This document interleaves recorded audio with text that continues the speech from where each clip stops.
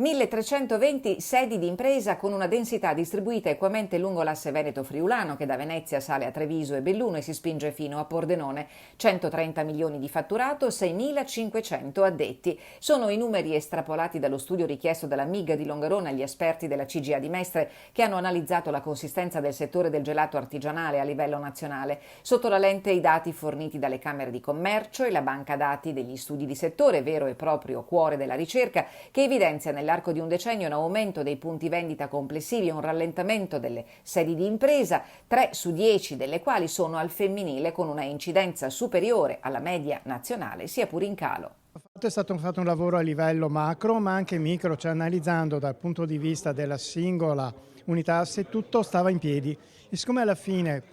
sia dalla parte della spesa delle famiglie, della produzione industriale, l'unità locale, tutto torna, abbiamo pensato di avere colto anche di fatto il dibattito che poi ne è seguito va in questa direzione. I dati analizzati sono importanti per le strategie future del comparto che usa esclusivamente prodotti non importati e del sistema fieristico che sta pagando le conseguenze dell'emergenza Covid. Il settore fieristico è ahimè uno dei settori più toccati negativamente dal Covid, forse anche più del settore turistico. Noi abbiamo la fortuna come Fiera di Longarone che siamo una fiera piccola di settore, una fiera di montagna, dove fra l'altro nel settore del gelato sicuramente ci sono degli aspetti internazionali molto importanti perché arrivano rappresentanti, imprese da tutto il mondo.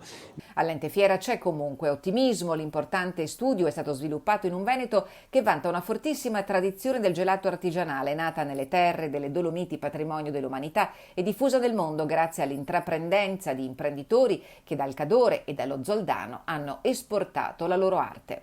È da anni che stavamo aspettando di trovare il modo per comunicare questi dati su questo settore perché c'è moltissima confusione e quindi ora finalmente abbiamo dei dati certi, soprattutto anche da presentare ad un mondo come quello